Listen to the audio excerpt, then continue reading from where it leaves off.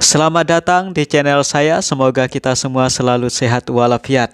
Hari ini tanggal 13 September, Gereja Katolik memperingati seorang yang bermulut emas. Hayo, siapa yang tahu orang yang bermulut emas?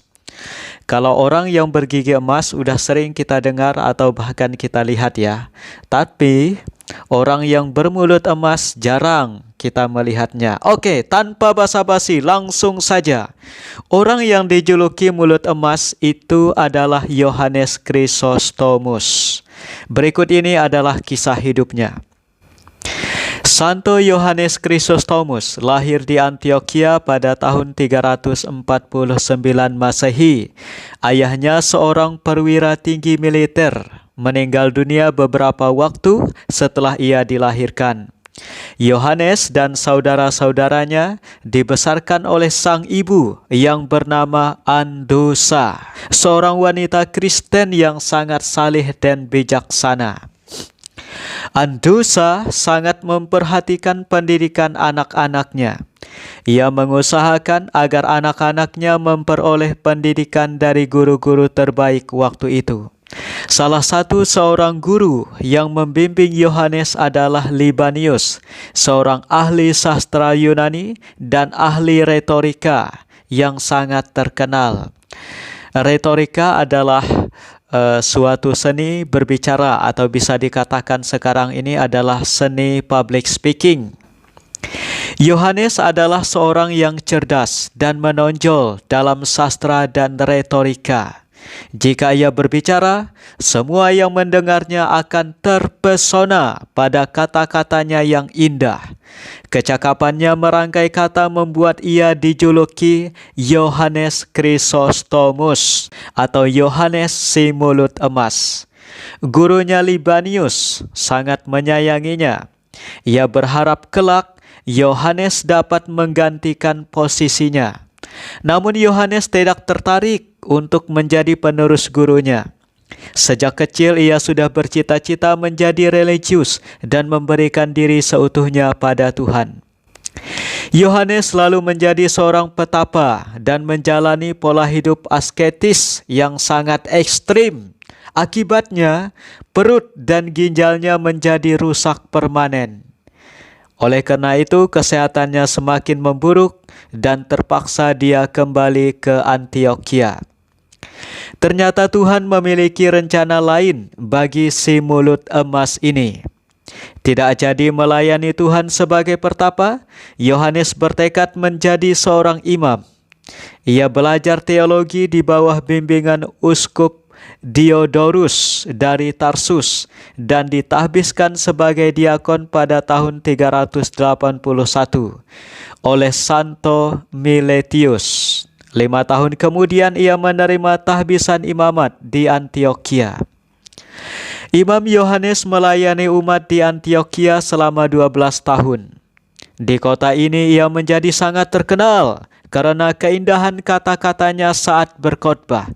Meskipun seringkali sakit-sakitan, namun Yohanes tetap melakukan begitu banyak karya mengagumkan. Ia berkhotbah 1 atau 2 kali sehari, memberi makan fakir miskin, serta memberikan perhatian kepada para yatim piatu. Pada musim gugur tahun 397, Yohanes diangkat menjadi uskup agung Konstantinopel. Umat di Antioquia sangat mencintai Yohanes, tidak rela melepaskan kepergiannya. Untuk mencegah huru-hara, ia harus meninggalkan kota itu dengan diam-diam menuju ibu kota kerajaan Romawi Timur, yaitu Konstantinopel.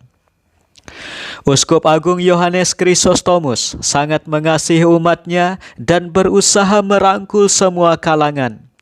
Walaupun demikian, ia tidak pernah kehilangan ketegasannya. Ia tidak pernah ragu untuk menegur mereka yang berbuat salah, bahkan ratu sekalipun. Sebuah tegurannya kepada Ratu Eudoxia, istri dari Kaisar Arkadius, karena gaya hidup yang amat mewah dan boros membuat ratu membencinya. Ratu bekerja sama dengan orang-orang yang memusuhi sang patriark. Lalu dengan fitnah keji, mereka menuntut Yohanes dalam sebuah sidang sinode. Yohanes yang telah difitnah dijatuhi hukuman pengasingan dan diusir dari Konstantinopel. Belum lama berada di pengasingan, Yohanes dipanggil kembali oleh Kaisar Arkadius karena terjadi kekacauan di kalangan umat yang tidak rela uskup agung mereka diasingkan. Juga karena terjadi gempa bumi pada malam penangkapan sang uskup yang membuat Ratu Yodoksia takut bahwa ini adalah tanda murka Allah. Ratu lalu mendesak kaisar untuk memanggil kembali uskup agung Yohanes dan memulihkan namanya. Perdamaian antara ratu dan uskup agung tidak lama. Suatu hari, Yodoksia yang gila hormat itu mendirikan patung dirinya yang terbuat dari perak di Augustaion, dekat katedral keuskupan. Santo Yohanes yang mengecam perbuatannya melalui sebuah khotbahnya dengan bahasa kiasan yang pedas. Sekali lagi Herodias berulah. Sekali lagi dia bermasalah. Ia menari lagi dan muncul lagi keinginannya untuk menerima kepala Yohanes dalam sebuah nampan. Kata-kata ini mengacu pada kisah kematian Santo Yohanes Pembaptis. Bisa dilihat dari Matius bab 14 ayat 1 sampai 12. Karena kecapannya ini, sekali lagi Uskup Agung Yohanes dibuang, dan kali ini ke Kaukasus di Armenia. Ketika menghadapi hukuman pengasingan itu, Yohanes menulis surat tentang keadaannya masing-masing kepada Paus Innocensius I di Roma, kepada Uskup Milan, Venerius, dan kepada Uskup Aquileia, Chromatius. Paus memprotes keras hukuman pembuangan terhadap Patriark Yohanes. Namun kaisar yang berada di bawah pengaruh ratu sama sekali tidak peduli. Pada tahun 405, Paus mengirim delegasi ke Konstantinopel untuk meminta pertimbangan kaisar atas hukuman Santo Yohanes. Namun delegasi yang dipimpin oleh Santo Gaudentius ini dihadang berbagai kesulitan dan tidak pernah sampai ke Konstantinopel. Yohanes Chrysostomus tidak pernah sampai ke tempat pembuangannya yang kedua. Dalam perjalanannya ia menderita sakit demam dan akhirnya meninggal dunia di Kormana, Pontus pada tanggal 14 September 407. Kata-kata terakhirnya adalah, Maha suci Allah atas segala sesuatu. Hujan es dan angin ribut yang dahsyat menyerang kota Konstantinopel beberapa saat setelah ia menutup mata. 4 hari kemudian, Ratu jahat Yodoksia ditemukan telah meninggal dunia.